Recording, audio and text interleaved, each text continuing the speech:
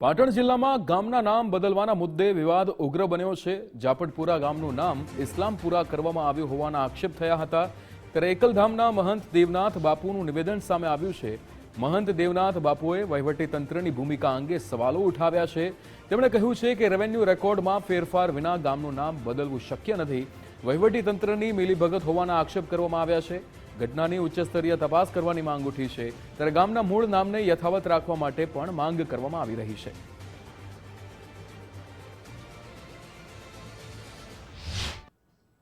પાટણ જિલ્લાનો ઝાપટપુરા બન્યો ઇસ્લામપુરા।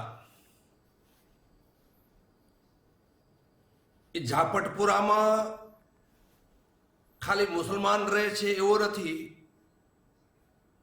ત્યાં હિન્દુ પણ રહે છે। અને હવે